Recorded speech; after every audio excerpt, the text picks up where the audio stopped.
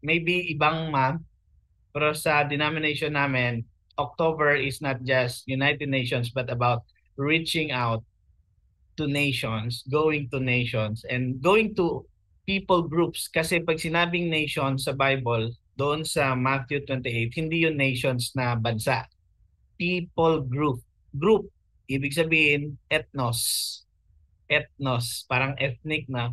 So, the Lord of the Harvest. Kaya tayo nag-missions ngayon kasi ito yung magiging sermon series natin for this month. Missions sermon series. Pag sinabing missions, mission ni God. Okay? Naalala nyo yung The Great Commission? Yan yung sinabi ni Jesus. All authority has been given to me. Therefore, go and make disciples. So, yon sinabi niya lahat yon. Marami siyang sinabi at habilin niya yon sa mga disciples niya before siya mag-ascend back to heaven. Yun yung missions of God or the Great Commission. Meaning, commission means si Lord, kahit kaya niya naman, gusto niya pa rin maging bahagi ka or ka-partner. Kaya nga co-missions. Okay?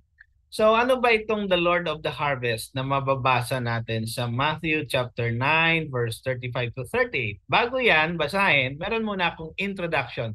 Usually yung stories ko yung natatandaan eh. Katulad kay Rose noon, yung natatandaan niya yung introduction ko. Kasi alam nyo yung story, kahit gaano pa yan kahaba or kaiksi, pag story, hindi natin makalimutan. Tama? Pero pag mga punto by punto or nakabulit na mga yung parang ano siya, systematized na knowledge lang or mga facts, para hindi natin ma-memorize yun, tama? Kaya tayo may stories kasi ang stories hindi lang pambata, even sa matanda, tumatatak. Okay, this is the first story. Okay, alam niyo ba sa India, sa Ganges or Ganges River, okay, sa India, merong isang ritual ang mga tao doon. And merong isang babae, no? I-paraphrase ko na lang para shorter. Na habang pumunta siya sa river, diyan kasi sila nagsisimbay. Kasi sa kanila yung ilog na yan, ano yan, God nila yan. Kaya yung mga patay nila, diyan din nila tinatapon. Habang nasusunog, diyan din nila itatapon. So naliligo sila dan for cleansing. Diyan din yung mga patay tinatapon. Diyan din lahat. Lahat na diyan. Lahat na ng dumi, ng mga hospital, ng mga galing sa sa CR, lahat na nandiyan yan pumupunta, no? Pero mula noon hanggang ngayon, hindi nagbago ang kanilang pagtrato sa river. Diyos nila yan. Okay? Sa mga Hindus, Diyos nila yung Ganges River. Okay? So, may isang babae at habang nandun na siya, naglalakad siya papunta sa river, nandun muna siya naglakad sa medyo mababaw hanggang nakarating siya sa medyo malalim na hanggang bewang. Okay. So itong picture, ano lang ito ha, hindi ito siyang babae na ito. Pinakita ko lang sa inyo para meron kayong idea. No? So habang hinohold niya ang kanyang baby close to her heart, umiiyak siya. Bale, buhay yung baby niya ha, buhay. Habang umiiyak siya, bigla na lang tinapon niya ang kanyang baby. Kasi pala, ang ritual nila is this. Pag meron siyang maraming kasalanan, ino-offer nila yon yung babies nila sa river.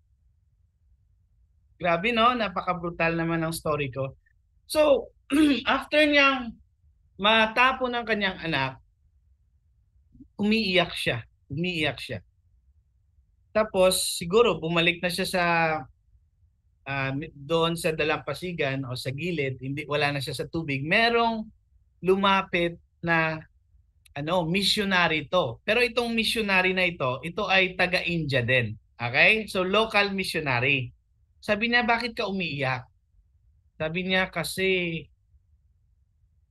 ang bigat ng problema ko sa bahay, ang dami naming problema.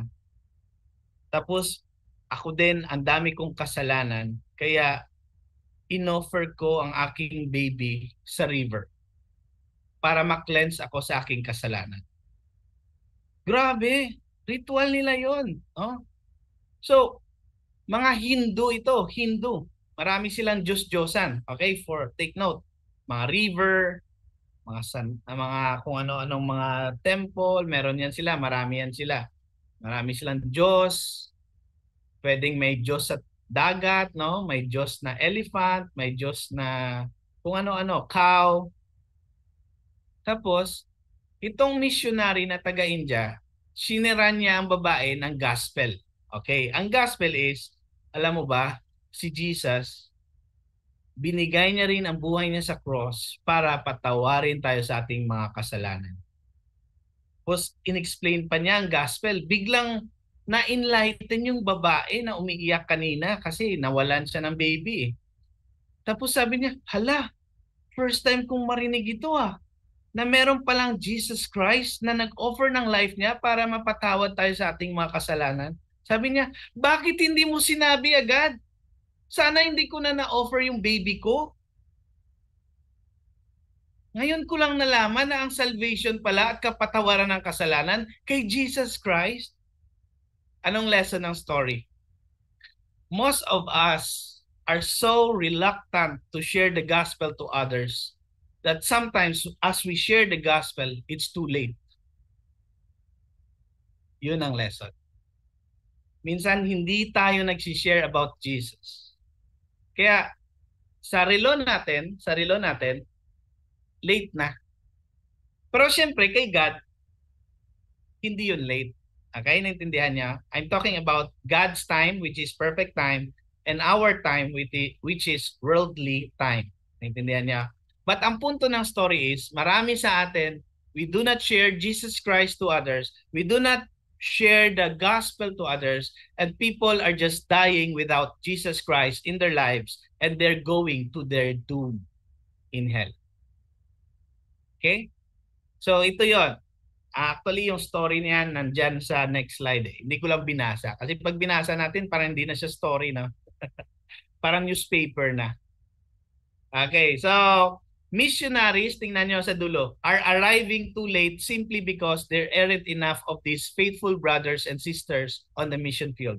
Konti lang ang nag-share na mga brothers and sisters or missionaries or sabihin na natin, mga Kristiyano, konti lang talaga ang nag-share ng gospel or nag-harvest ng soul, which is connected ito sa ating verse na plenty is the harvest is plentiful but the workers are few. Okay, let's go now to our passage, no? So what makes us go too late in the mission field to do the harvest? Sa tingin nyo, ano yung mga cause? Bakit tayo nagiging late? Hindi tayo nagre-respond sa pag-share. We don't have to go to India. Dito pa lang sa atin, ang dami ng kailangan sharean eh. Okay, sa tingin nyo, anong reasons why we don't go the moment God calls us to share Jesus Christ to others? Dami nating rason. Anong rason? Sa tingin nyo, anong mga rason? Na nalilate tayo sa mission field. Di pa ready. Okay. Ano pa? Hindi pa ready dahil busy. Or baka nag-iisip hindi pa ready dahil feeling mo kailangan mo pa ng seminar. Ang iba naman walang oras. Ang iba naman nahihiyang ma-reject. Baka ano sabihin nila. Hindi alam anong ituturo. Okay. So, thank you for sharing, no? Ito yung mga reasons na nasa isip natin. Pero alam nyo ba, may good news tayo sa Bible. Mga example sa Bible na kakamit lang nila kay Jesus. Binago sila ni Jesus, niligtas sila ni Jesus. Then, anong ginawa nila? Pumunta sila agad sa kanilang family, sa kanilang community, pinakilala si Jesus. Or pinakilala nila ang mga taong ito kay Jesus, vice versa. So hindi na kailangan ng seminar. Ang goal dito, ipakilala si Jesus. Yun lang.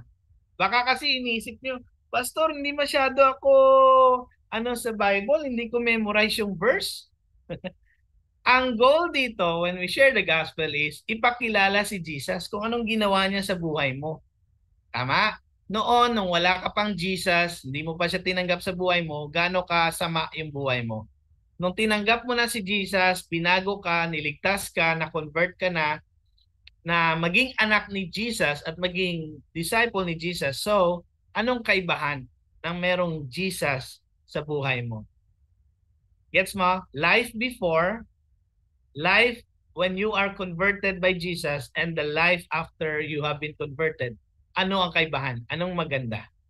So, ganun dapat tayo, no? It's about who Jesus is. It's not about basically sa anong verse. It's about who Jesus is. No? Next slide. So, what can we learn pa? Ito yon. Ito yung verse. Basahin muna natin. Sino ang pwedeng magbasa para mag-ano naman? Maiba naman ang boses. Sino ang pwede? Si Rose daw. Sabi po, wala. Jesus went through all the towns and villages, teaching at their synagogues? Ano pong basa dito? Synagogues, proclaiming the good news of the kingdom and healing every disease and sickness. 36, when he saw the crowds, he had compassion on them because they were harassed and helpless, like sheep without a shepherd. 37, then he said to his disciples, the harvest is plentiful, but the workers are few. 38, ask the Lord of the harvest, therefore, to send out workers into his harvest field. Thank you so much. Napakaiksi, pero ang ganda, no? Si Jesus, anong pinagkabalahan niya nung nandito siya sa earth? Tatlo lang yan. Teaching, proclaiming, or preaching yan. Proclaiming means, mas malalim kasing proclaiming eh. Ang proclaiming, hindi ka lang nagsasalita. Proclaiming, pati buhay mo, nababakapan mo yung gospel. Now, teaching, proclaiming, and healing. Yun lang. Yun lang ang pinaka-focus ni Jesus. Kaya ang daming na-harvest si Jesus. Siyempre, in the power of the Holy Spirit. So, nagkatawang tao si Jesus, nag-rely siya sa Holy Spirit. Which is actually, huwag niyong sabihin na si Father, si Jesus, si Holy Spirit, tatlong Diyos. Hindi yun Hindi yun ang explanation. But we'll not dwell on that because we have just one God in three persons. Okay? So, proclaiming, teaching, and healing. Ganun lang. Proclaiming, tinuturo ang salita ng Diyos. Actually, si Jesus mismo, siya ang salita ng Diyos, ha? He is the Word. The Word became flesh, nagkatawang tao. Intindihan niya? So, He is the way, the truth, and the life. So, tinuturo niya ang truth, pinoproclaim niya na merong good news na mas liligtas tayo dahil may awa ang Diyos sa atin, pinadala siya bilang tagapagligtas natin. At dahil nandito siya, nagpapagaling siya ng mga may sakit. And so, yun ang ministry ni Jesus. Kaya sa 36, ang daming tao kasi na gumagaling. So, mga tao talagang kumpulan palagi kung saan si Jesus. And when Jesus saw the crowds, nagkaroon siya ng compassion. Pag sinabing compassion, ano ito? Yung ang pagka-explain nito is ang laman loob mo lumabas. Yung laman loob mo lumabas. Ibig sabihin, talagang naramdaman mo na ang mga tao naghihirap, hinaharas, helpless. Gets nyo? Okay. Ayusin ko lang yung yung aking camera. Talagang Okay? So, as ang mga tao. So, ano ba sa original word sa Greek ang so? Di pumunta ako sa pinaka meaning niya sa Greek. Hindi lang pala to basta-basta na nakita. Alam nyo, according sa concordance ni Strong, ang apelyido niya Strong, ang so dito is, ang word niya, huraw. Huraw. Ang meaning niya, to see, perceive, attend to. Pag sinabing attend to, kung anong kailangan ng tao, i-attend mo. Parang flight attendant.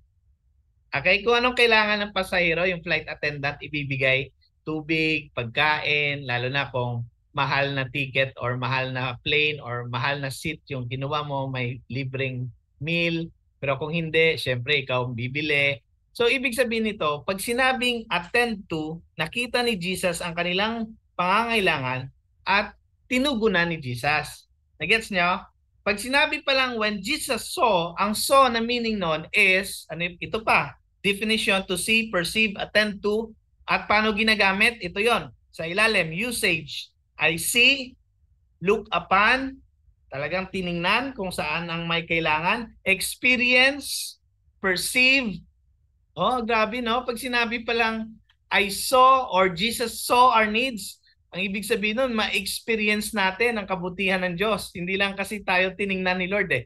May impact talaga yung tingin niya sa atin. Naintindihan niyo? Discern, beware. Pag sinabing tiningnan mo yung isang tao, pag ikaw si Lord, na-experience mo rin yung kanyang kahirapan. Kaya ka tutulong. You will attend to the need of that person. Kasi na-experience mo, parang nilagay mo sarili mo sa kanya. Pero actually, empathy lang yun. Kung tao tayo, empathy, we put ourselves to his shoes. Pero kay Jesus, iba pa. Na-experience niya talaga ang experience ng tao. Bakit? Nagkatawang tao si Jesus eh. So, kung ano man ang problema mo ngayon, huwag mong sabihin na walang pakialam ang Diyos. May pakialam siya, nagkatawang tao siya, alam niya talaga ang lahat ng problema ng tao. So, alam niya rin solusyonan lahat ng problema natin. So pag sinabing when Jesus saw the crowd, ibig sabihin, willing siyang tugunan, attend to yung kanilang pangangailangan. Okay? So again, most of us siguro makasabi first time kong narinig to. Yun palang ibig sabihin pag tiningnan ka ni Jesus, tutugunan niya yung need mo. Ganong kaganda ang Diyos natin. Hindi niya lang tayo titingnan na parang wala lang. Di ba tayo, pag may nakita tayong pulubi, tiningnan lang natin. Yun na yan. Si Jesus iba. So ibig sabihin, number one lesson natin, tandaan nyo, letter A lahat ito. As harvesters, kung tayo ay makikibahagi sa pag-harvest ng souls, number one na gawin natin, katulad ni Jesus, we attend to the people's needs. Gusto mong maka-harvest? I-attend mo, tugunan mo ang pangangailangan ng kapwa mo. Pamilya mo man yan o hindi mo kilala, tugunan mo. Anong bang pangangailangan niya? Hindi yung puro mo lang ipag-pray. Alam mo, ipag-pray lang kita. Alam mo namang gutom eh, pakainin mo. Alam mo, wala kang pamasahe sa trabaho mo, pag-pray kita. Puro ka pag-pray. Kailangan niya ng pamasahe, bigyan mo 100, makapunta sa work niya. Attend to. Meaning sabihin, ibig sabihin ng attend to, pag nakita mo yung tao, like Jesus, tinutugunan natin ang kanilang pangangailangan. Okay, naintindihan niyo na kung paano yung maging harvester ng mga tao? Hindi lang pala puro salita. Nasabihin mo, alam mo, may Bible ako dito, memorize ko to, alam mo, sabi ni Lord, ganito, ganyan, ganyan. Okay din naman ang Bible, okay talaga ang Bible. Pero kung puro ka lang salita, puro ka lang Bible, hindi mo tinutugunan ang kailangan ng tao, useless yun. Okay? Naintindihan niya? Kaya nga na-feel ni Jesus na parang tupa sila na ligaw na hinaharas sila ng mga Roman soldiers at Roman government that time. Sinakop kasi sila ng Roman government at ng nation ng Rome. Tapos hinaharas, inaabuso, pinipersecute. So si Jesus, nung nakita niya yung tao, ibig sabihin, tutugunan niya ang kanilang pangangailangan. Di ba nabasa natin? He teach the word of God, he proclaims the truth, and he heals the sickness of people. So tinutugunan niya ang pangangailangan. Okay, ang galing no? Alam nyo, hindi lang ito about winning souls for Jesus Meron din dito about leadership. O lahat naman kayo sa business, leaders kayo, di ba? Meron kayong mga inaalagaan tao, tama? Ang pagiging leader, ibig sabihin pala nito, may connection ito sa attend to na phrase. Attend to means, Pag leader ka pala, ganito yon. A true leader, okay, kinuha ko to sa churchleaders.com. A true leader sacrifices for their joy. Nagsasacrifice tayo para sa ikakagalak ng ibang tao. Kasi kung pagbabasihan mo si Jesus talaga pala, okay, ito yung mga 3 columns ito kasi marami ito, pero ito lang kinuha ko. Yung nakita nyo, base ito sa 1 Peter 5:2-3. Hindi daw tayo katulad ng mundo na pag naging leader tayo, naging elders tayo ng church, we don't serve under compulsion or napilitan lang. Yung, ikaw na mag-lead, parang sabi mo, okay, ako mag-lead, parang napilitan ka lang. Hindi ganon ang leadership, no? Or nagsiserve ka as leader for shameful gain para meron kang makuhang profit or ano ba gusto mong kunin. Kasikatan, connection. Minsan we serve like that, no, with personal gain. Or not domineering over those in your charge. Hindi ka masyadong pag sinabing domineering, talagang alam mo na sa mundo ang leadership dapat dominante, tama? Ganun ang sa mundo, no? Pero iba ang sa Bible. We should be examples to the flock. Kung sino ang mga tupa or mga tao na pinaalagaan ni Jesus sa atin, dapat maging example tayo. Okay. Now, meron akong mga ininline na binigyan ko ng line, underline ko, mga important yan na connected yan sa attend to na phrase kanina. Ano ba yan? For a follower of Jesus, greatness in leadership is not defined by how many you have beneath you. Ang pagiging leader pala sa Bible, hindi siya about kung ilang tao ang under sa'yo. Tindihan nyo? Mabilang nyo ba ang mga tao under you? Mabilang nyo pa? May mga leader kasi na katulad kanila Lawrence, marami na itong mga under sa kanila, no? Tama ba, Lawrence? Pero sa Bible pala, no, hindi siya about how many you have beneath you. Okay, wait lang Patulong muna ako. Parang hindi nag-charge yung laptop. Now, pero ang Christian leadership pala is this. It's about how consistently and significantly you are led by the Holy Spirit to make personal sacrifices to serve the true needs of others. Ay, ganun pala ang leadership. Ganun pala ang leadership. It's about consistently, no? Kahit walang nakatingin sa'yo, consistent ka lang.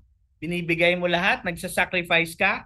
And significantly, you are led by the Holy Spirit. Kasi hindi mo naman ito magagawa kung wala ang Holy Spirit, tama?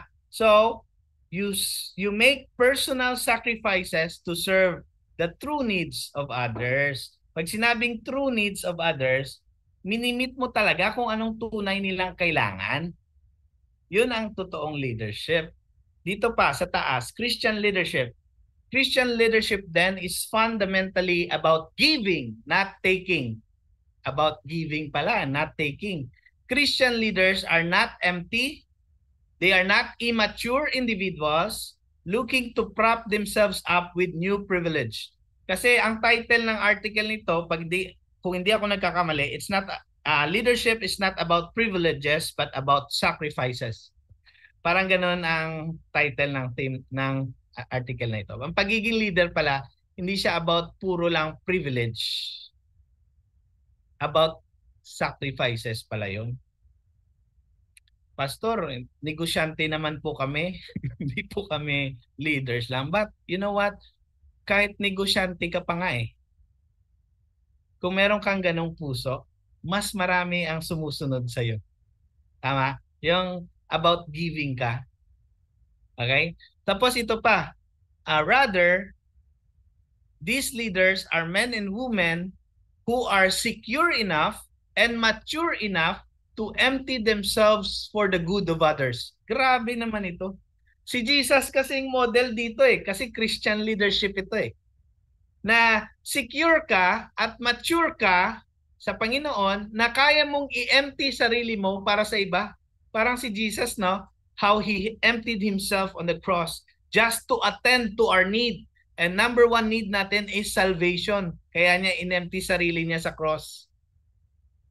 Okay? Kahit wala tayong kwentang mga tao, minahal tayo ng Diyos, inempty niya sarili niya, magkaroon lang tayo ng kaligtasan.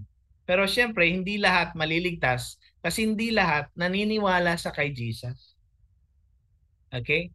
So, mark this. Tingnan nyo yung may ganon na parang, anong tawag dyan, yung parang ganito. Mark this. Tandaan nyo ito. Husbands, dads, pastors, presidents, okay? President ng company or president ng bansa. The very essence and heart of leadership is taking initiative we otherwise wouldn't take, making sacrifices we otherwise wouldn't make, to guide our people somewhere good they otherwise would not have gone. We embrace short-term personal difficulties for long-term corporate gains. Grabe naman to. Pag part ka ng isang korporasyon, itong mga leaders na ito, sila yung mga willing mag-sacrifice ng short-term personal difficulties. Okay lang mahirapan sila saglit kasi meron namang long-term impact ito sa corporate world or sa corporation or sa company or sa organization. Grabe, no? So, yung last na column, basahin ko pa rin kasi maganda to about attend to. Di ba? Yun yung word natin, attend to. Ang pagiging harvester or servant ni Jesus is they attend to the needs of others. Now, so as novel and inspiring as it may seem, sa third column na ako, first paragraph, it's very old deception, no? Naloko tayo ni Satanas mula pa sa Garden of Eden kay Adam, na naloko tayo na akala natin ang pagiging leader ay dapat nasa top ka. Sa sobrang top mo, hindi ka na marunong mag-serve. Ito, tingnan mo. From the garden to the history of Israel, to the Middle Ages, to our innate notions about leadership today, naloko tayo ni Satan. The human, sinful way to think about leadership is, anong thinking natin? To be the king of the hill. Akala natin ang pagiging leader, ikaw talaga ang nasa top. Ikaw lang doon. Tapos doon ka lang, hindi ka marunong bumaba. Pero to view leadership as the ascent to honor and privilege, actually, hindi yan ang gusto ni Lord. Ito yung gusto ni Lord. Rather than the descent to attend to the needs of others. Hindi siya about, dapat mag-ascent ako. Dapat doon talaga ako sa top. Kasi nandun yung honor and nandun yung privilege. Pero kung si Jesus naman tatanungin mo, ang leadership is about to descend sa baba, to attend to the needs of others. Ganyan ang leadership. Ganyan ang leadership. Magpakababa ka pa to attend the needs of others. At magtataka ka, kung ikaw ay ganong klaseng leader, wala ka pang ginagawa, ang dami mong followers. Kasi you attend to the needs of others. Okay? So napunta tayo sa leadership kasi may connection siya. Sige. So leadership again is to attend to the needs of others. Okay? So nag-highlight na naman ako ng bago. Kanina yung highlight ko yung saw, when Jesus saw. This time yung compassion kasi nakita ni Jesus na hinaharas sila, yung mga tao, at sila ay helpless. So anong lesson natin dito? Number 2, as harvesters in the harvest field of Jesus. Ano bang harvest field ni Jesus? Yun yung kung saan tayo maka-harvest ng tao para sa kingdom ni God. Ma-transfer sila from hell to heaven or from darkness to light. Yun yung sinasabi nating harvest. So as harvesters of Jesus Christ, we aid with Christ's compassion. Tinutulungan natin, pag sinabing aid, we help others with compassion to the helpless. Yun ang pinaka-driving force natin. Kaya tayo tumutulong, no? Hindi dahil sa pera lang. Hindi yun ang sentro. Tumutulong tayo part yung pera, syempre. Hindi naman pwede sa business world sabihin mo, puro tulong yan, walang bayad. Hindi naman pwede sa business, no? Pero actually, kung ikaw yung business people na you aid others, you help others because you have compassion. Meron kang compassion, naawa ka na ang tagal-tagal niya sa abroad, wala man siyang naipon, so you offer your business. Mga ganun, naawa ka. Naawa ka na matagal na siya sa abroad, ang pera niya wala man lang na pundar kahit bahay. Kahit bahay na lang ng manok, hindi siya nakapundar. So, may compassion ka sa heart mo. So, ganun tayo. Pag tumutulong tayo, when we aid others, we aid them with Christ's compassion. Yun yung driving force natin. Love of Christ. Hindi yung love of money. Because the love of money is the root of evil. Naintindihan niyo na? Yun ang leadership, no? So may connection talaga. Number 3, in-highlight ko naman yung next. The harvest is plentiful. Sobrang daming harvest of souls. Sobrang daming tao na uhaw sa Diyos. But the workers are few, konti lang. Konti lang ang willing na mag-sacrifice. Konti lang ang willing na mag-serve at ipaalam sa tao na merong tagapagligtas, ang pangalan niya si Jesus Christ. Konti lang ang gustong mag-share ng gospel. Konti lang ang may gustong ipakilala si Jesus sa mundo. Kaya sabi ni Jesus, ang dami sanang harvest, pero konti yung mag-harvest. So what can we learn from here? As harvesters of God, no? We participate in God's abundant harvest. Pag sinabing abundant, marami talagang harvest. So, kahit konti lang pala yung taga-harvest, okay lang. Kasi yung isang tao, ang dami naman palang maha-harvest. Kasi abundant yung harvest. Tandaan niyo yan ha. Ang daming tao gustong marinig ang magandang balita na si Jesus Christ ang Panginoon at si Jesus Christ ang makakaligtas sa kanila from hell. At si Jesus Christ lang ang Diyos na kaya magpatawad kung sila willing din magrepent sa kanilang kasalanan. Maraming taong gustong marinig ang magandang balita na yan. So, are you willing? Yun yung tanong. Are you willing to share Jesus to others? Pastor, hindi nga ako magaling sa Bible eh. Sabi ko nga sa'yo, yes, susunod na lang yan. Yung pag-aaral ng Bible, it will follow. Pero wag mong kalimutan, ang pag-share ng gospel is pinapakilala mo si Jesus. Kasi pwede namang magaling ka sa Bible, pero yung nakikilala sa pag-expose mo ng Bible, sa pag-share mo ng Bible ay yung pangalan mo. Hindi yon sharing the gospel. Sharing yourself yon. Intindihan niyo? Napansin niyo? Yung mga ibang leader ng simbahan, sa sobrang galing nila sa pag-share ng Bible, parang ang matunog na pangalan yung leader, imbis na si Jesus Christ. And that's misleading. Dapat ang sikat sa bawat simbahan si Jesus Christ. Hindi yung leader, hindi yung founder ng church. Kasi sa totoo naman, si Jesus talaga ang nag-found ng church. Si Jesus ang nag-establish ng church. Hindi siya kung sino-sinong mga tao. Pero sad lang, no? Hindi napapansin ng karamihan. Ang sumisikat yung founder, yung tao. And that is misleading. Yun ay hindi totoong simbahan. Kasi ang sumisikat yung founder, instead si Jesus Christ. Naintindihan niya? Warning yan. Baka akala nyo, ay, masaya yung church na yun. Pero hindi mo alam, ang sumisikat pala yung founder, instead si Jesus Christ. Tandaan niyo yan, ha? Okay. I'm warning you.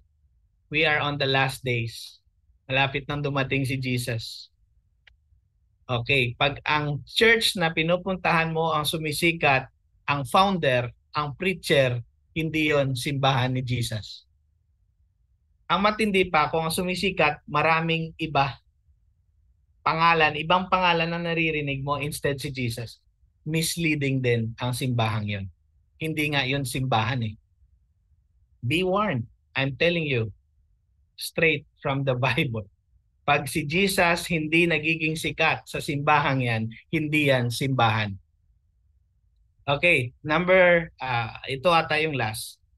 Ask the Lord of the harvest, sabi ni Jesus, kasi konti lang yung harvesters, no? So, mag-pray ka sa Lord of the harvest. Sino bang Lord of the harvest? Si Jesus Christ. So, sa Kanya ka mag-pray. Mag-pray ka, therefore, so that He can send out workers into the harvest field. Mag-pray tayo sa Diyos para i-send niya mag-send siya ng maraming harvesters. Alam niyo ba, pag binasa niyo ang gospel, after sinabi ni Jesus na pray to the Lord of the harvest, therefore, to send out workers into His harvest field, after niyang sinabi yon sa kanyang disciples, pag binasa mo yung gospel, ang next nun, sinend niya ang kanyang mga disipulo na mag-preach. Ibig sabihin, when we pray to God, Lord, bigyan mo kami ng maraming harvesters, maraming taong pupunta sa mission field, sa harvest field. Lord, bigyan mo kami ng maraming taong mag-share ng gospel. Habang nagpipray ka, ang isisend niya, ikaw. Kasi sa Bible, after niyang sinabihan ang disciples, mag-pray kayo, ang disciples din mismo ang pinadala niya. Intindihan niya? So what can we learn from here? Okay. As harvesters of God, we ask by faith. Nagpipray tayo by faith. We ask by faith to the Lord of the harvest. Pag sinabing by faith, nag-plead tayo, Lord, magpadala ka pa ng maraming tao na magpapalaganap, magsasabi ng good news, ng ebanghelyo or ng gospel sa ibang tao. Habang pinagpipray mo yun by faith, ikaw din ang tatawagin ni Lord. O anak, ano pang hinihintay mo? Ikaw na ang mag-share sa pamilya mo. Ikaw na ang mag-share sa neighbors mo. Ikaw na mag-share sa mga client mo sa business. Ikaw yun. Ikaw kasi ang ipapadala ko. So pag sinabing we ask by faith, we pray to God by faith. Pag sinabing by faith, talagang we trust God na i-empower niya tayo to share the gospel. Okay? So, pag sinabi ni Jesus, di ba kanina, pray to the God of the harvest, therefore, to send more workers. Ang meaning ng send, tandaan nyo, ang meaning ng send is ekbalu. Na hindi ito gay language na eklabu, iba yon. Ekbalu ito. Ang meaning, to expel, to drive out, to cast out, to send out. Ang ibig sabihin nito, pag sinend ka ni Jesus, wala kang choice kundi aalis ka talaga. Alam nyo ba yon? Pag sinabing, I send you. Pag sinabi ni Jesus, I send you, wala kang magagawa kundi ipapadala ka niya kahit ayaw mo. Pero ang maganda dyan, meron siyang authority at power na ibibigay sa atin through the Holy Spirit na kaya nating ipakilala siya sa mga tao. Naintindihan niyo ba yon? Ekbalu means to drive, to expel. Pag sinabing expel, wala kang choice. Tama? Naka-experience na rin ba kayo na ma-expel sa school? Anong ibig sabihin nun? May ginawa kang mali, no? In-expel ka. Ibig sabihin, pinalabas ka, no? Hindi ka na matatanggap, no? Tama? Actually, ang nangyari sa Bible, maraming beses, dahil ayaw ng mga tao ni Lord, ayaw ng God's people na umalis at i-spread ang good news, ang ginawa ni Lord, palagi niyang ini-expel ang mga tao palabas. First time na na-expel ang mga tao palabas is nung nagkasala si Adam at si Eve sa Garden of Eden. Naalala niyo, Genesis? Nagkasala sila, in-expel sila sa Garden of Eden. Ang utos ni Lord, magpakarami kayo. O ngayon, yun na nga, pinalabas sila, dumami nga ang tao. Si Cain, nung pinatay niya kanyang brother na anak ni Eva, di ba? In-expel din siya, pinalabas. Ganun palagi. Ito pa, yung story ng Babel. Nag-make sila ng mataas na building para maabot si Lord. Akala nila si Lord nasa sky. Wala si Lord doon, nasa heaven. So gumawa sila ng Tower of Babel, bumaba si Lord, binigyan sila ng iba-ibang lingwahe, hindi sila nagkaintindihan, hindi natapos ang Babel at na-expel sila sa buong mundo. Kasi ang utos ni Lord, di ba? Go and multiply the world, tama? Magpakarami sa buong mundo. Anong ginawa ng mga tao? Nagtipon-tipon sila, sabi nila, wag na tayo umalis. Dito na lang tayo, gawa tayo ng building na mataas para maabot natin si Lord at sabihin natin para sumikat pa tayo sa ibang tao, to make a name for ourselves, magpasikat tayo, sabihin nila, ay ang galing nila, gumawa sila ng malaking building. So gusto nila magpasikat at gusto rin nila na hindi na sila mag-spread sa mundo. Gusto nila mag-stay. Anong ginawa ni Lord? Kinonfuse yung kanilang language. Instead na one language lang noon, nagkaroon ng maraming language, hindi sila magkaintindihan, in-expel sila ni Lord. Gets nyo? Sa Acts, naalala nyo? Hi! Hello! Ang new believers, ang early church sa Acts, after ni Jesus bumalik sa heaven, na doon din sila sa Israel, pero kumalat lang sila nung pinagpapatay na sila ni Paul. Kumalat, na-expel sila. Anong meaning nito sa atin ngayon?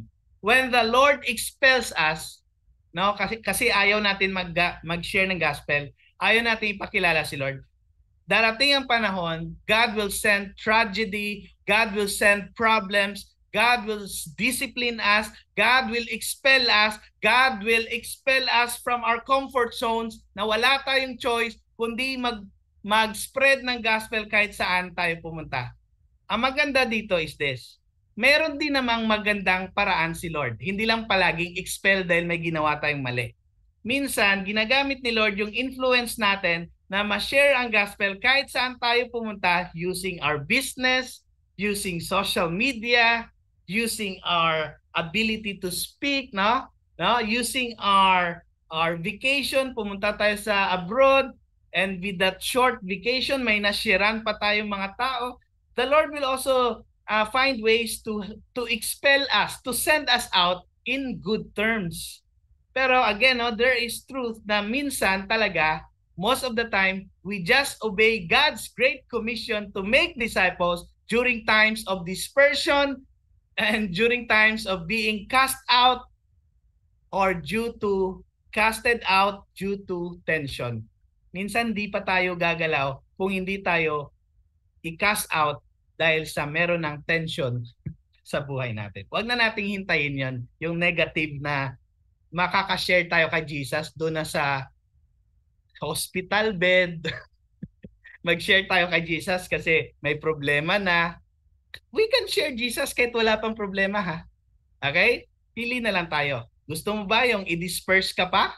I-expel ka? Or talagang maging faithful ka na lang kay Lord at ipamahagi mo ang magandang balita saan ka man mapunta? Okay? Nakikita ko kayo, yung iba sa inyo papunta Saudi, papunta Cebu, papunta Davao. Then make use of that good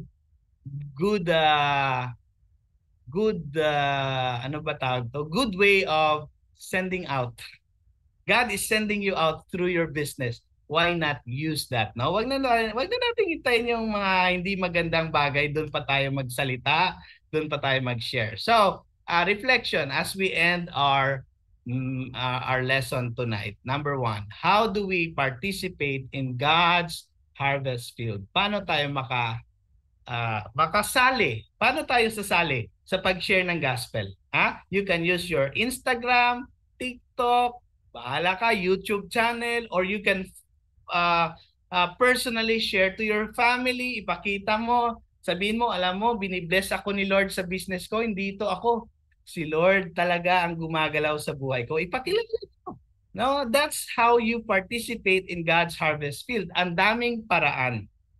Pero kung ayaw, daming dahilan. And number 2, what are the ways that we can attend to the needs of the people who are helpless and harassed? No? Ang daming tao helpless, ang daming taong depressed, ang daming taong nanghihina.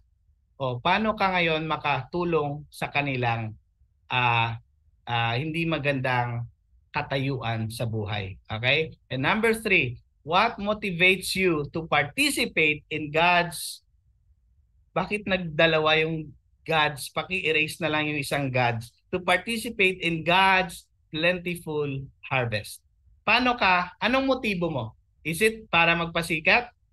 Para maka-profit ng pera? Or ginagawa mo dahil may compassion kang nararamdaman na galing yan sa love of God at nagkaroon ka rin ng compassion sa ibang tao?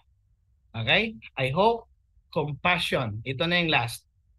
May we participate in God's kingdom movement by may Christ's compassion should be sana Christ's compassion should be our motivation as we take part in God's Great Commission. Ginawa kong rhyme yan Christ's compassion should be our motivation, hindi yung magpasikat, as we take part in God's Great Commission. God bless you all, harvesters of Jesus Christ.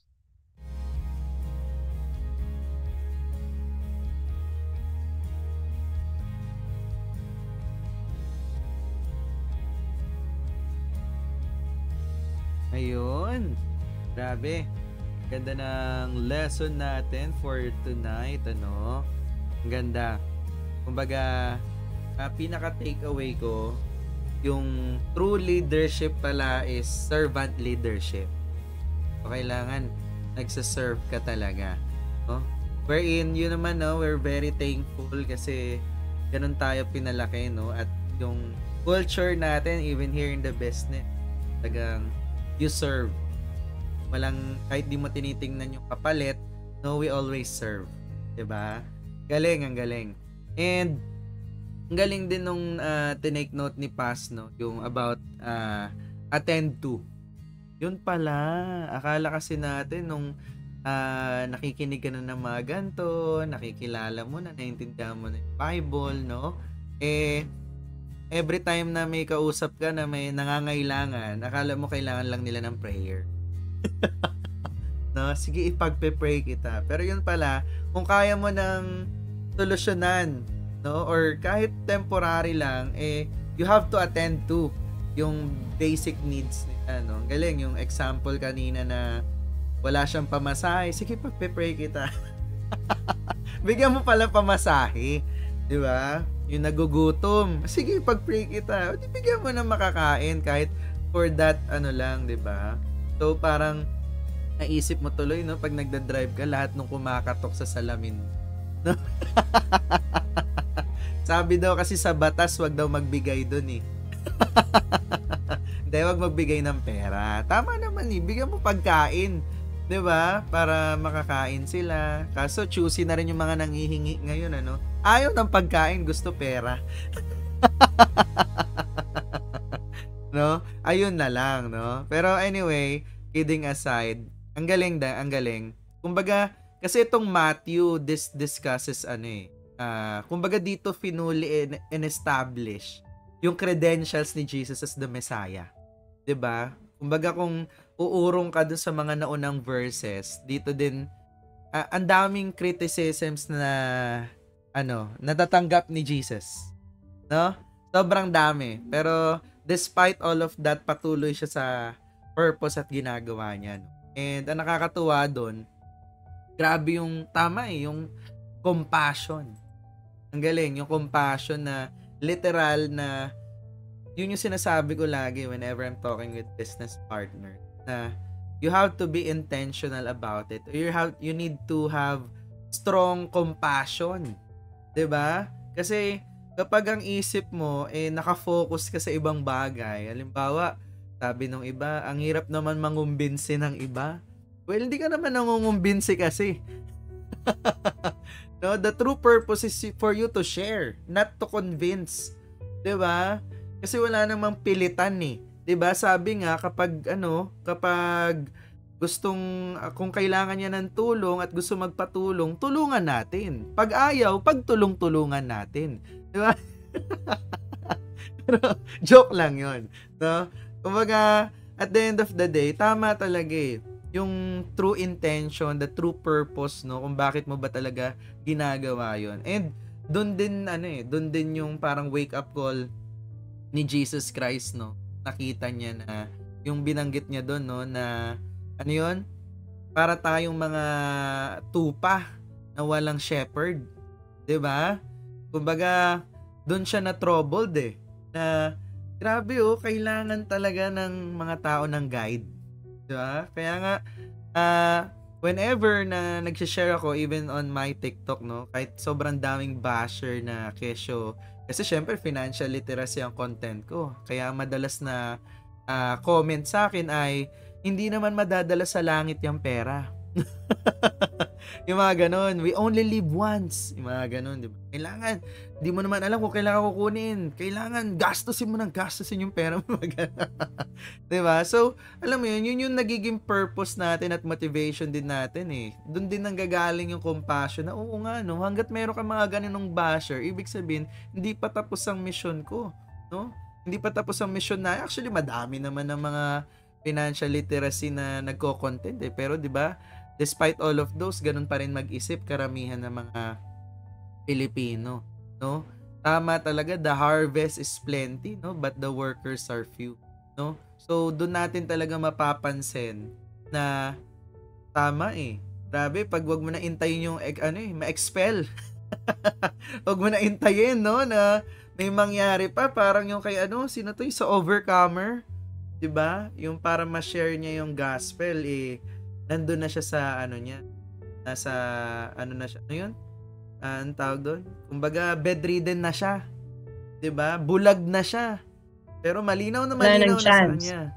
Yes, 'di ba? Malinaw na sa kanya na si Jesus ang Savior. Yun nga lang, kailangan mawala. Yun yung sabi niya, 'di ba?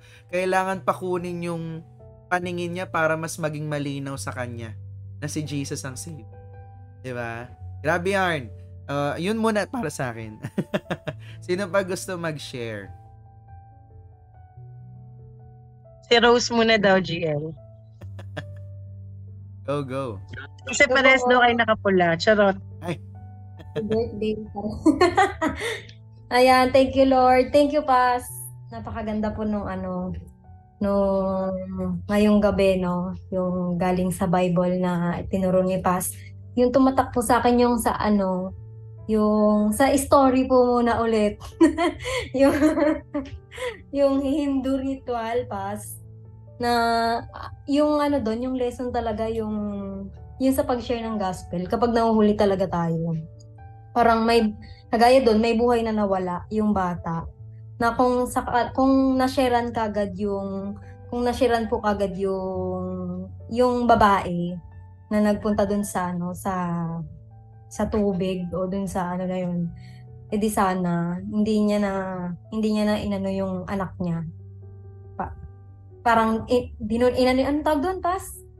Binigay o inoffer yung anak niya doon sa ilog na yun, na dahil na kay Jesus lang naman yung talaga para mapatawad tayo po.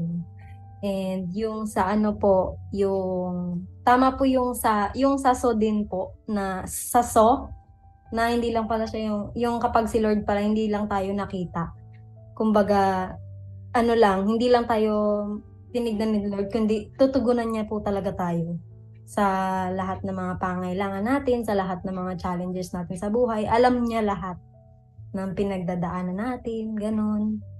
Tapos po, yung sa leader din, may tumatak din sa akin dun sa leader na yung daw, sacrifice, the leader, true leader, sacrifice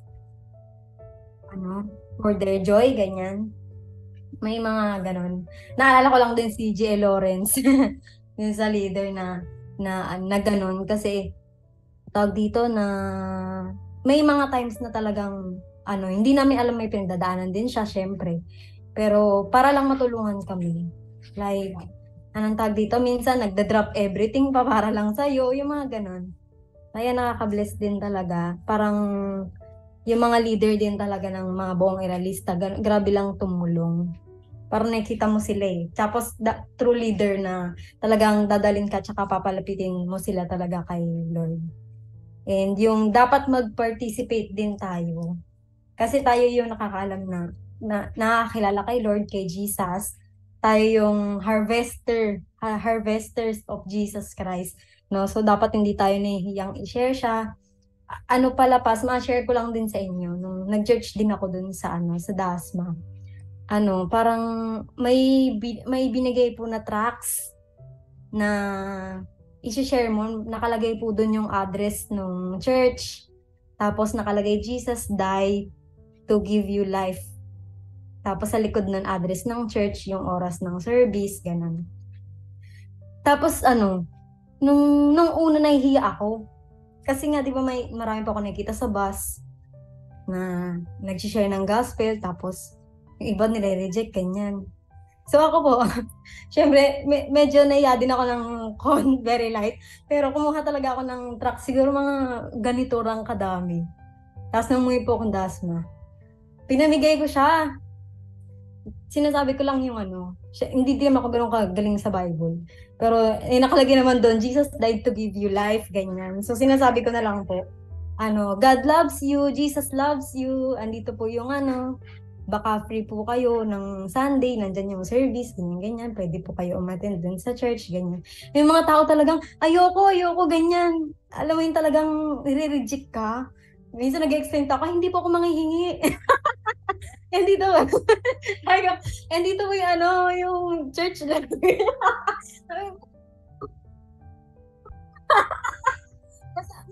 Kasi pala yung gano'n na Jesus loves you, God loves you. Tapos ayoko, yung gaganunin ka. Parang sa business din. Kasi nga, naisip ko din, yung business nga, bakit hindi ako naiyang i-share eh.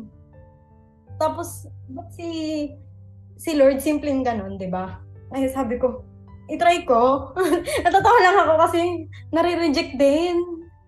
Pero meron din tao, ay saan to banda?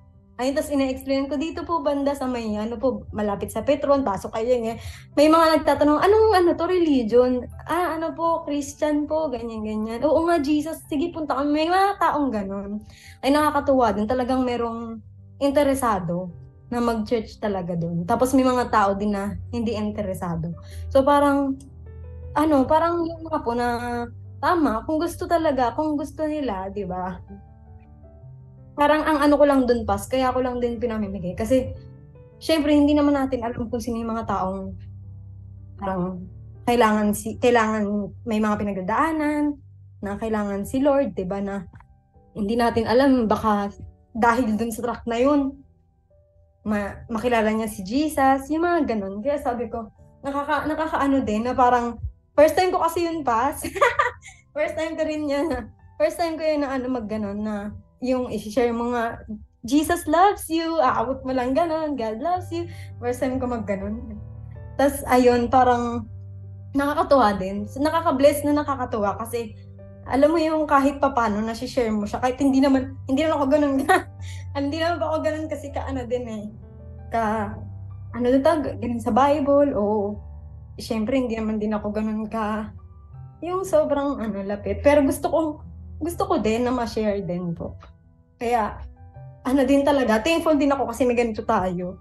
May mga natutunan, ganyan. Tsaka yung, parang connected din to dun sa last week kasi, na make Jesus famous talaga. Pag yung mga makakatin ka ng mga church o kaya mga gathering na hindi si Lord yung yung ino-honor, parang siya, failed. Hindi siya ganun. Ayun lang po. Maraming salamat po. God bless all. Diba? Si Lord na nga yun, nare-reject ka pa eh. No? Tama talaga eh. Pero may wisdom yun Bigla ko lang naisip eh. Hindi mo pala kailangan maging magaling para magsimula.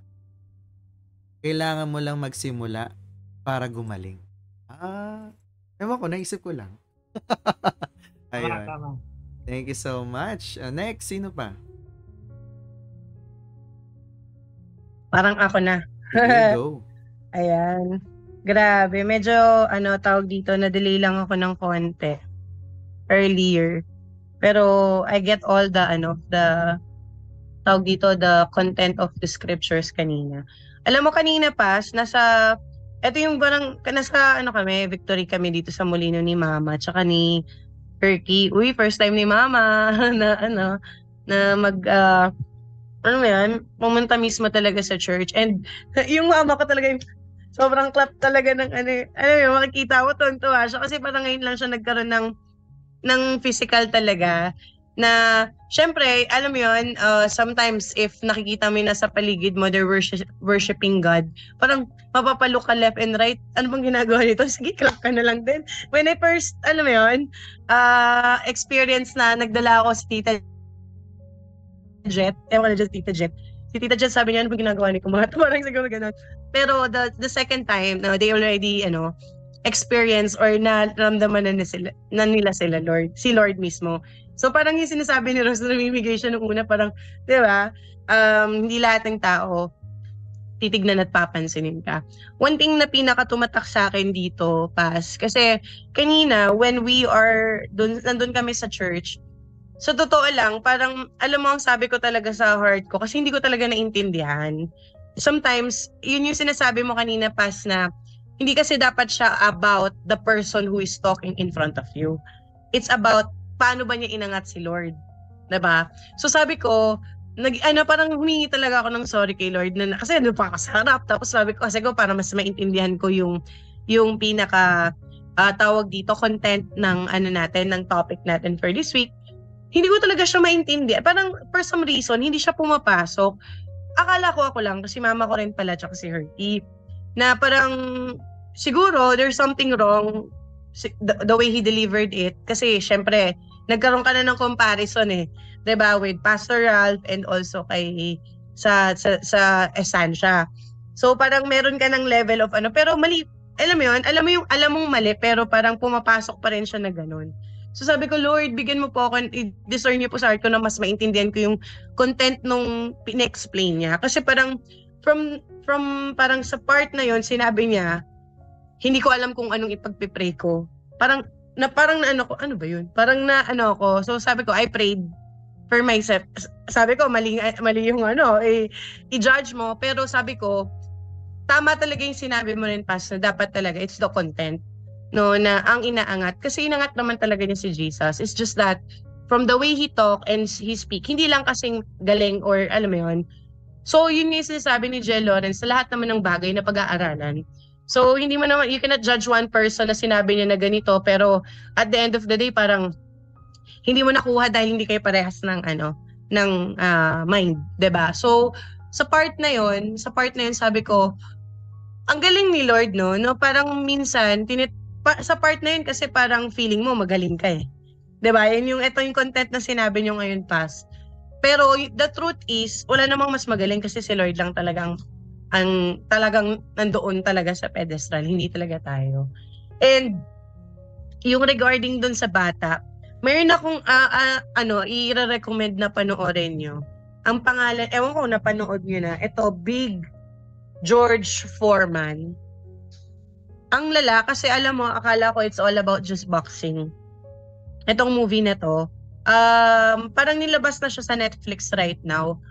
Ang galing nung kasi yung eksaktong sinabi mo, Pas, talagang kinilabutan din ako kasi may isang part doon, tinanggap na niya si Jesus. Actually, he's preaching. Pastor na talaga siya. So, may lumapit sa kanya na nanay, na kasi magaling siyang magboxing. Sabi nung nanay is, turuan mo naman yung anak ko maging boxer. Nakalaban niya kasi si Muhammad Ali. Etong tong George Foreman, na natalo siya. So sabi nung anak, ayoko nga dyan kasi gusto ko sa nanalo. Ang sabi naman ng nanay, magaling dito kasi ito yung gawin mo.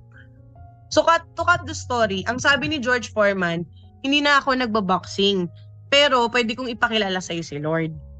The next day, yung bata, nakita na lang niya sa news na gumawa ng kasalanan. So, kumbaga, parang inilapit na siya sa'yo, tapos, 'di ba? May mga ganun kasi na parang tawag dito, binibigyan ka ng sign pero hindi mo tinatanggap or nire-receive. Tapos, yun pala, it's a sign for you to do something about, parang na-discern mo na parang hindi ang kailangan nito ganito. Pero on the other hand, may ibang purpose pa pala. So that time, what he did is that nagtayo siya ng community center for people na okay, hindi mo tinatanggap pa si Lord sa ngayon, pero baka may paraan para matulungan din kita. So parang in what we do right now, sa negosyo rin natin, maraming tao kasi, kumbaga, hindi naman lahat talaga they will enter to our business just because gustong-gusto talaga nilang magnegosyo. Second na lang din talaga yun eh.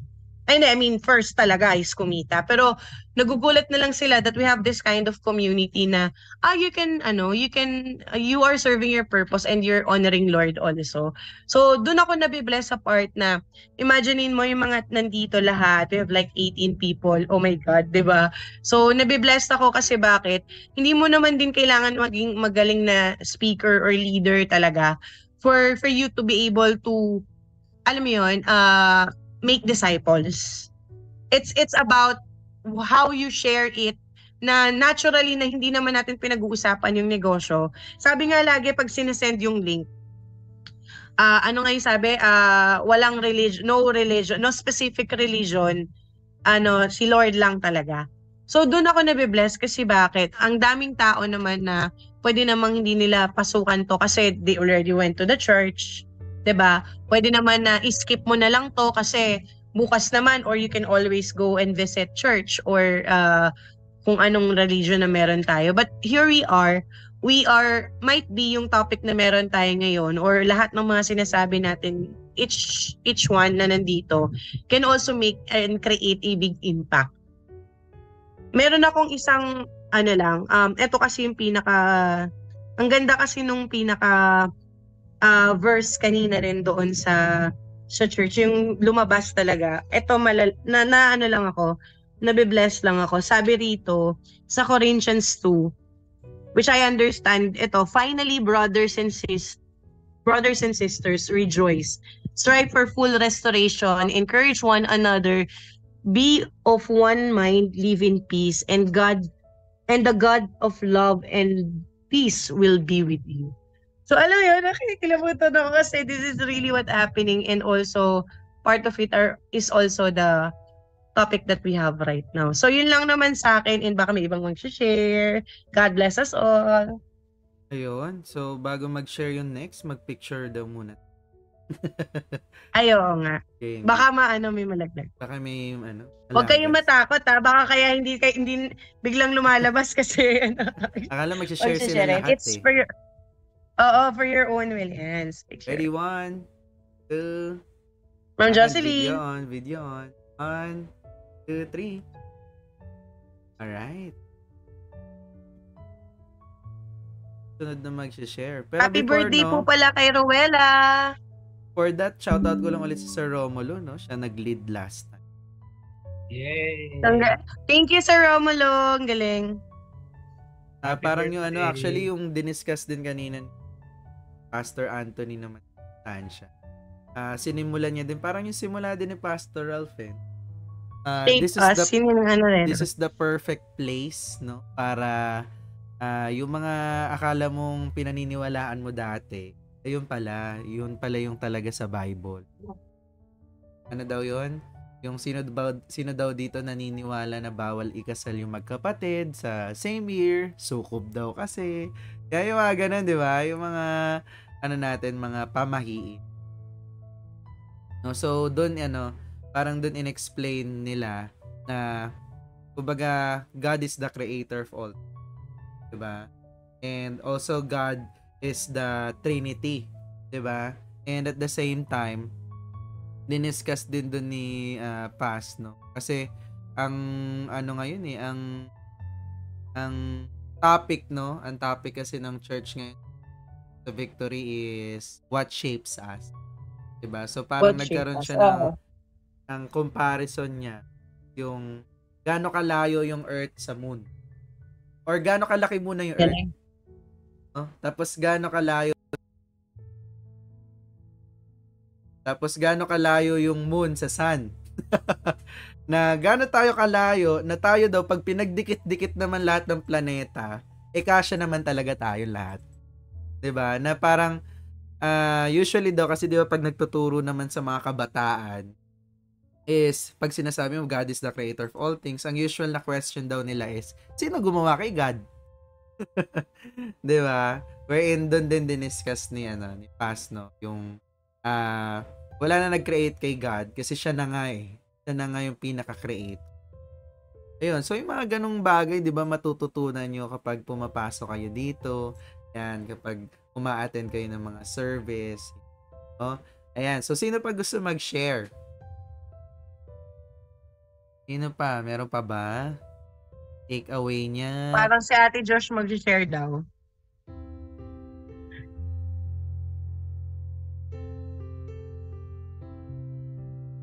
Ayan. Hindi ma-unmute.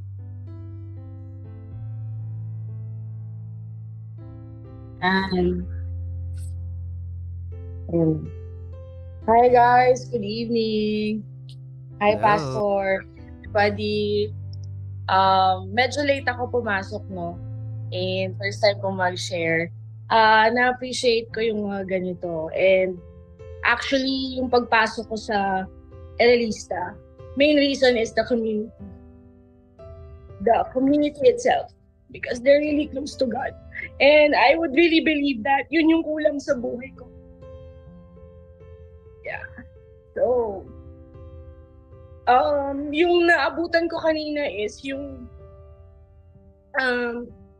mga shepherd na kailangan mag-spread ng good news ni God, ni Jesus, which is true, no? Marami tayong blessings na nakukuha, but we sometimes really tend to forget Him and give back to Him. So, in this space of my life, siguro, yun isang promise ko din to my family and to Him to, to leave everything to Him and to those people na kailangan din si God na to share His gospels. Hindi ako nagbabasa ng Bible, to be honest, because I really don't know how. And I'm ashamed of that.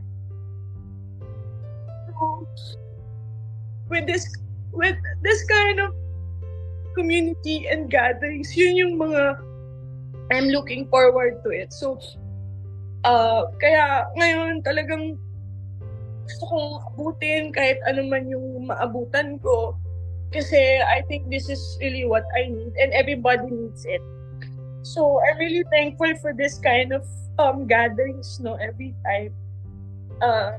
Also, I wanted to share Naan to bring me in, right now, kasi marami lang akong ding pinagdadaanan. But my main point is yung shepherd ni God lumiliit dito sa mundo, and wag natin hahayaan na if there's someone na kailangan ng tulong natin, I mean, just like what I shared with Naan, there's one person na kailangan ng tulong. Muntik na akong bumigay na parang, tutulungan ko ba tong taong to? Pero at the same time, I talk to Naan na parang wag tayong bumitaw sa taong to. Kasi parang kailangan tayo ng taong to. So, siguro konting tapang lang din sa mga sarili natin na to help others. Huwag tayo basta-bastang sumuko. Kasi if we really reach out to God and we really love God, it will always live within ourselves. No, it will always live within ourselves. And if we really, if He's really in us, kung sino man yung mga taong kailangan nating tulungan, na alam natin kailangan nila tayo, huwag natin sila basta-bastang susukuan. Yun lang. And just wanted to share with everybody, no. Siguro yung ano lang din,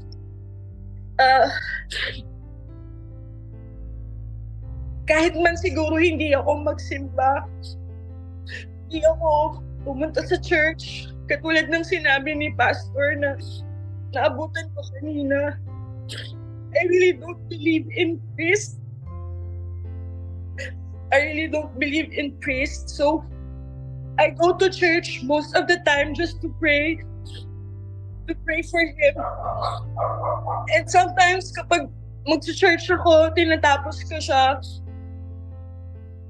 my mind and my heart, to be honest, is not with the priest na ano yung sinasabi niya. Kinakausap ko siya mag-isa. Ang gusto ko lang is to be in that church, to sing and praise him. I don't know what's my religion is, but I do believe that he lives within me, and I wanted to be with people na katulad nyo. So thank you so much. Thank you for this kind of gathering. I hope marami pa tayong mag-gather na tao na mas maging close pa sa kanya. Ayan, na-share ko na sa inyo. I'm not sure kung if it's really a bad thing or a good thing that I don't have a religion, because my dad is a Muslim, pero hindi niya rin alam kung talagang Muslim ba siya or what. But also my mom is a Catholic. My mom is a Catholic. And me, I don't really go to church most of the time because I know that deep in my heart, there's no better religion than God. And He lives within me. Yun lang. Thank you, Pastor. Thank you, JLR. Thank you, everybody. You're so brave. You're so brave to... Grabe yan. Sorry. Praise God. Appreciate your brave to share your story. As Thank we you always po. say, no, this is a safe space, no, to declare those kind of things, no, your wins, your runs, without any judgment dito, no. Sabi ko nga nung umpisa each one of us really matters to God. Ganun ka-amazing siya, no, na gusto niya maging involved in our lives, na kahit pilit mo siyang iwasan, dinadala ka pa rin naman niya pabalik dito, no. And of course, sabi ko nga rin kanina umpisa, seeking intimacy with an invisible God is a challenge. No? It takes time. Hindi tayo sanay. But God says, come and talk with me. Kaya hindi aksidente na pumasok ka dito sa Zoom natin ngayon. Jesus made the way for that to happen. So, just stick with it. No? Tama yan. You get around others who can help you. And above all, be assured that God invites you to grow deeply in your relationship with Him. And yung mga challenges mo kanina, ayan, Bible reading, getting to know more. Pero, ayan, kaya nandito si Pastor Ralph. Ganyan din ako Napapansin nyo, may facing yan talaga, di ba? May facing yan, no? Ngayon nakikita ni Rose, no? Gumraduate na daw siya dun. Gianlau, share ko lang, the first time na nagkaroon kami ng ni Ate Josh, nung nasa Evia kami. Tapos, si Pastor kausap ko, naririnig niya ako. Grabe no, parang napaganon siya. Siya yung kausap ko no, Ate Josh, si Pastor Ral. Ay, Ang Pastor, galing lang. thank you po. I can give you my time, Josh, to explain to you. Kasi, di ba, application sa work today, Jesus saw them, they are helpless. Yes. Ganun din naman ako If I see someone who are helpless and are willing to be helped, I can adjust my time just to meet with you online. 1 hour lang. Just to explain. Galing. Thank you po, Ang Pastor. galing. Chat mo si Naan. Ay, Ate Josh. Anong araw, please? Chat lang. I can Sige give you po. Yes po. anytime this Yes week. po. Thank you po. Galing. Thank you po. Galing. Thank you, Lord. So, next time. Gabi, nakikita mo na may cycle yan So, ngayon, iiyak Totoo. ka. Mga Kailan ilang din ako linggo kang nun iiyak dito. So, susunod, Hanggang- may iba na ulit umiiyak. Tama Siguro graduate na kami. Hi, Ate Jocelyn. Tama Hello po. Meron tayong partner na nandito, nasa Saudi. Hello Ay, po. wow. Currently, sobrang busy niya pero nandito pa rin siya, GL Lawrence and Pastor Ralph. to listen to us. It's her first time as well. Galing. Welcome. May gusto pa ba mag-share? Ako, GL. Yan, sige, go. Konti lang. Touch naman ako kay Ma'am Josh. Kasi somehow meron tayong similarity kasi. Hindi nagsisimba, hindi nagbabasa ng Biblia. Pero dito mo makikita yung presence ng Panginoon talaga. Kasi right now is mas lumalapit yung loob ko sa Panginoon. Yan. Thank you, Lord.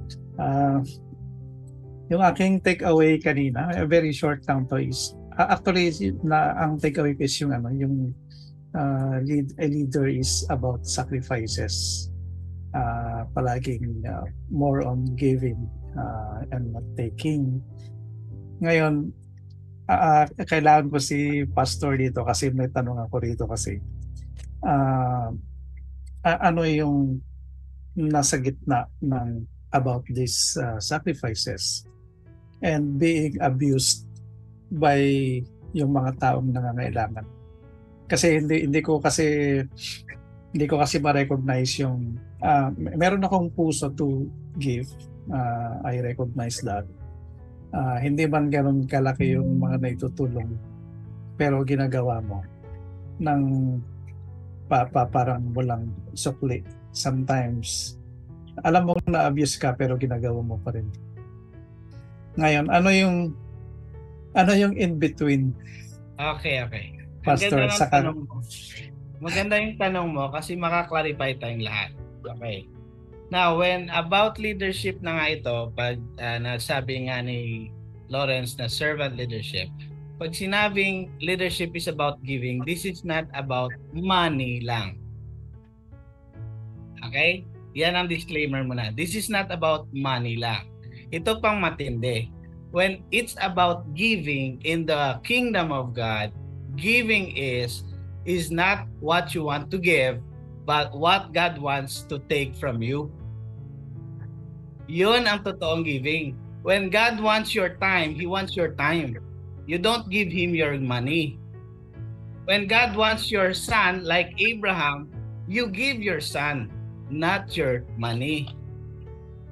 So when it comes to giving to God, you ask God what you want from me. Because God will always take from you, will ask from you, will require you the things that become the center of your heart and takes God's place in your heart.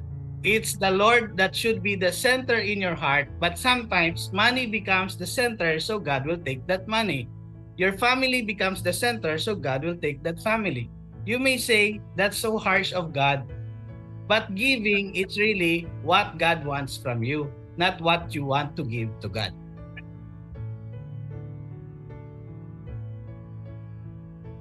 Ganda. Thank you, Pastor.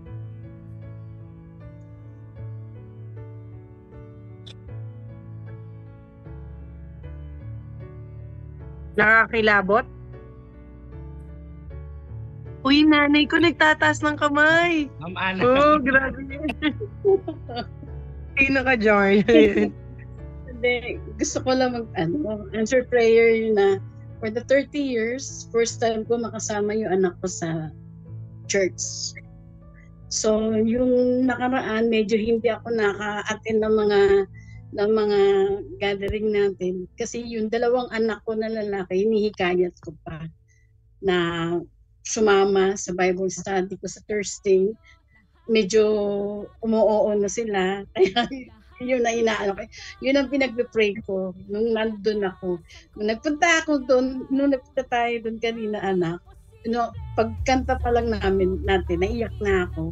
Nasabi ko, answer prayer, yung magkasama tayo for the 30 years. Bring mo yun. Ang tagal. Ngayon lang tayo nagkasama. Ben, yung edad ko lumalabas. Charot. Thank you talaga. Yun lang. Salamat.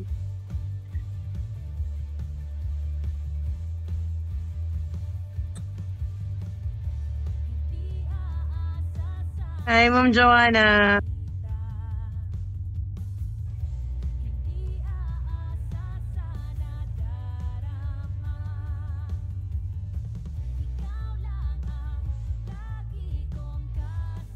Hello po. Magandang gabi po. Thank you, Pastor. Medyo na-late po ako ng pasok eh. Ang naabutan ko na lang po kasi yung sa by attending at saka yung sa sending ng mga shepherd. So yun. So sa akin po kasi, diba sabi niyo po doon sa shepherd na yun na yung pag nangangailangan ng tulong, hindi lang siya basta ipagpe-pray mo lang na ipagpe-pray kita ng ganito, ganyan. Kailangan kikilos ka din, yung ganon. Sa akin kasi, totoo naman yun, hindi man pwede na magpe-pray ka lang. Dapat, tutulungan mo talaga yung bukal sa loob.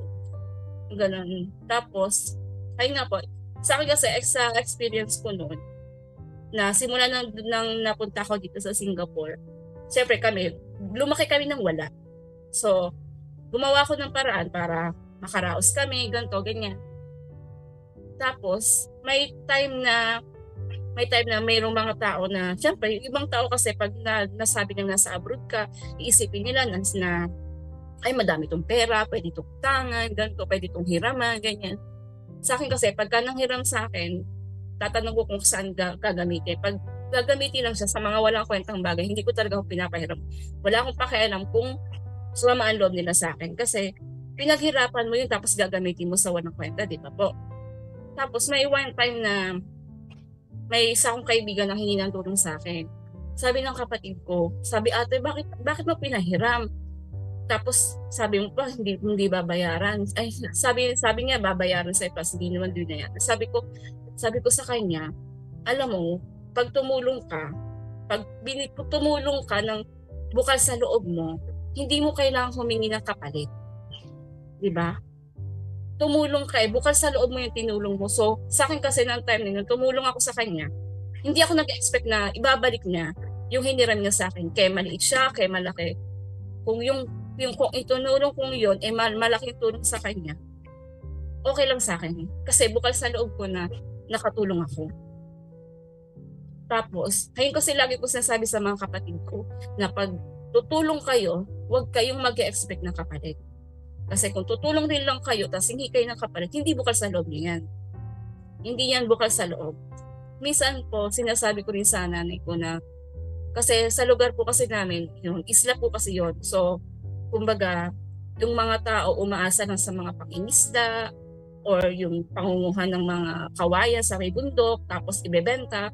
Siyempre, pag wala kang makuhang isda, wala ka rin kakainin, wala kang maibebenta.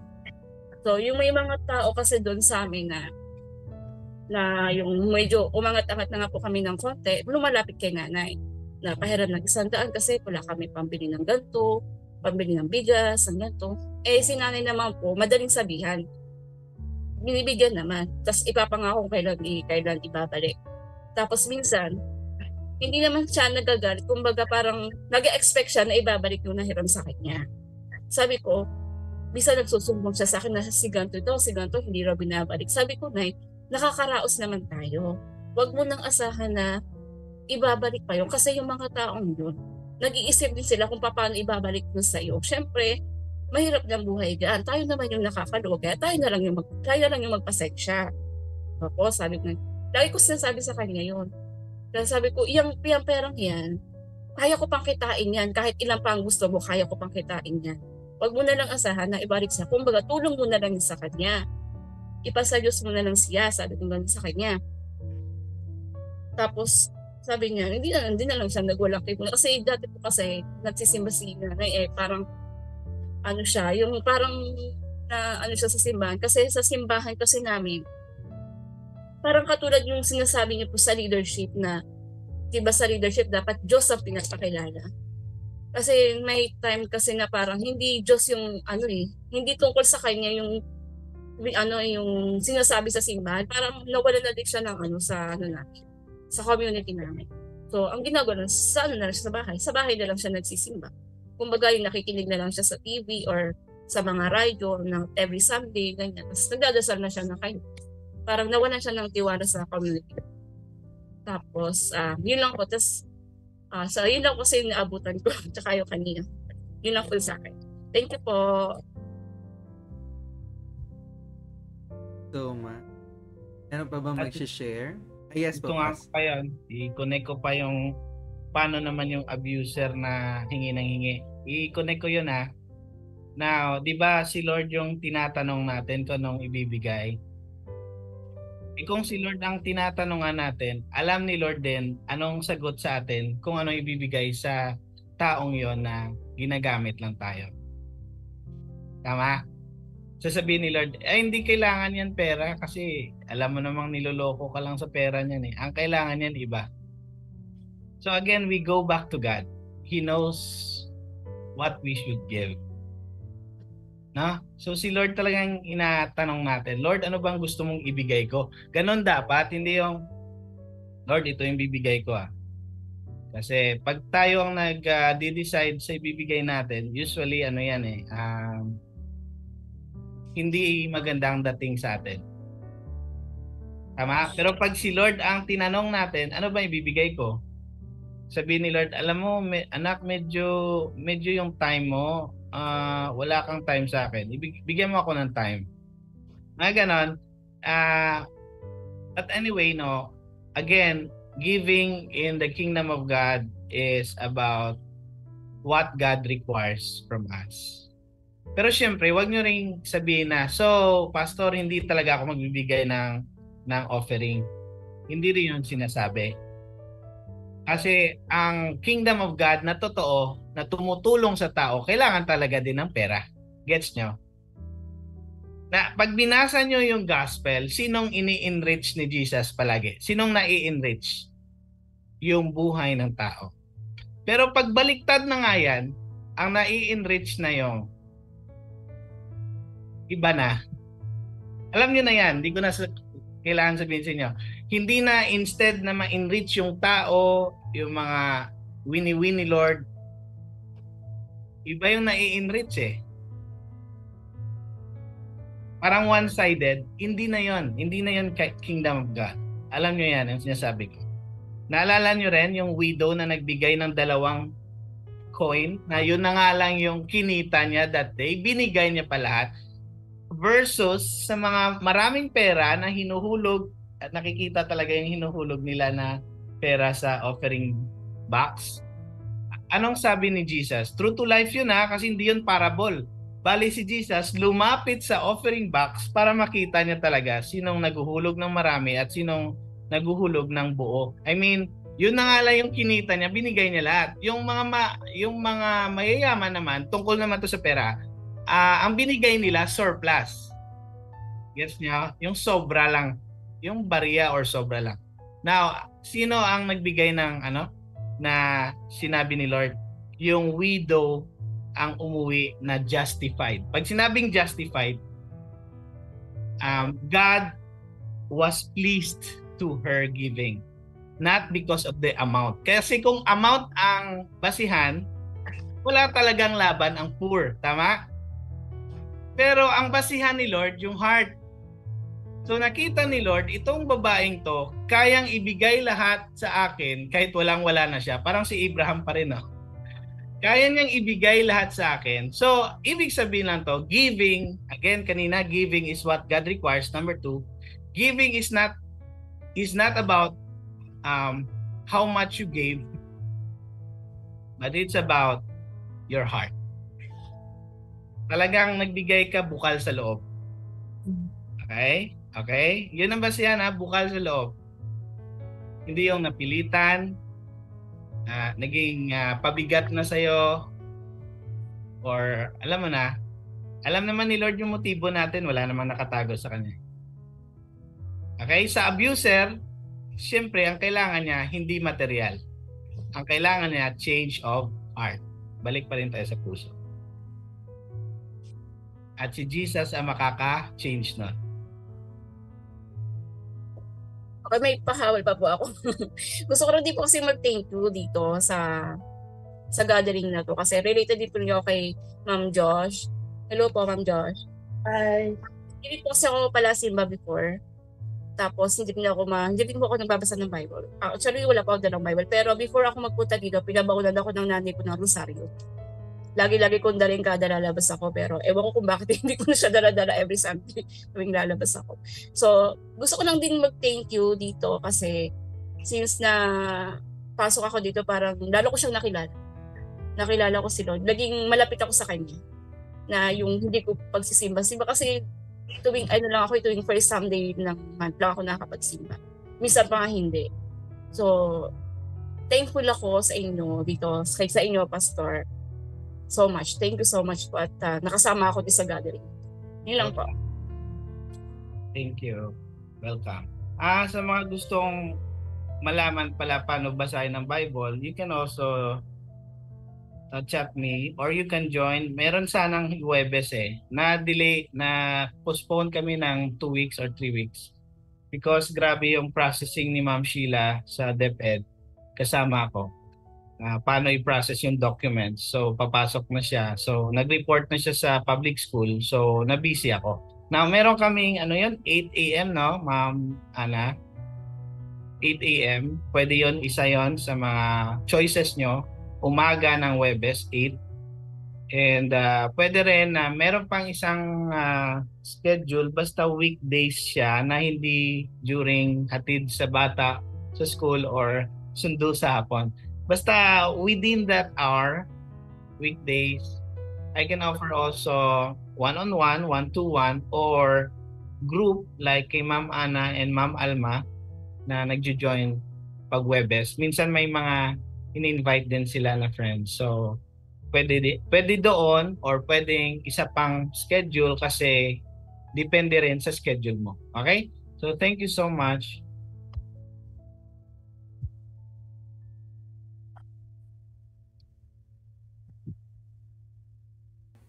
May gusto pa mag-share? Wala na? Alright. So, Pastor Ralph. Sige, napahaba na kasi ang dami na natin. Grabe, 18. Last time, hindi ko mabilang kasi isang spa pa lang.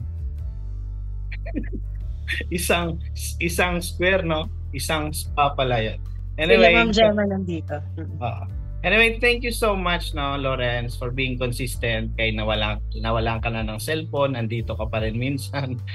Nabangga yung kotse, andito ka pa rin. Kahit ano atang mangyari, andito ka pa rin. Salamat sa serbisyo. Also, sa mga nag-i-invite, no, like Naan, grabe. Gift mo ata talaga mag-invite. So, thank you so much. At sa iba pang nag-i-invite, hindi ko man ma-mention, si Lord na bahala sa inyo. So, salamat for being here. First time ko mag-join sa inyo, naalala ko, Lawrence, 37 tayo. Grabe yun. Grabe yun. I don't know in the future. At least yun, come and go pa kasing tao kasi hindi pa sila lumalalim dito ngayon, lumalalim na. Ang dami ng mainstay, no? So, salamat sa Panginoon dahil dito, pwede ka magtanong, pwede tayong magsagot. Pero sa ibang platform kasi, puro lang tayo pakinig, walang tanong. Dito may tanong. Hopefully, nasasagot. Okay? So, si Lord pa rin yan. Siya ang may wisdom, hindi ako. Ako po ay mensahero lang. Siya ang dapat sumisikat, hindi tayo.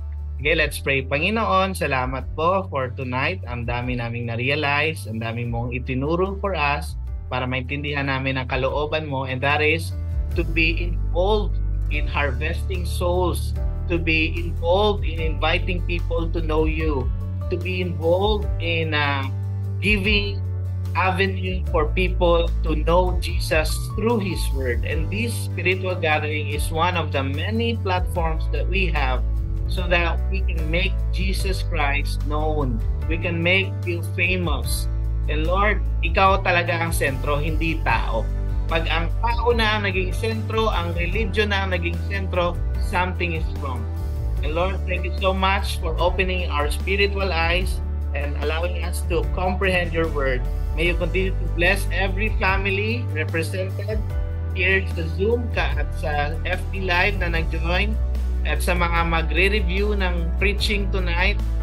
This week, Lord, I pray that you talk to them, bless their transactions, bless their families, their children, their business, their work.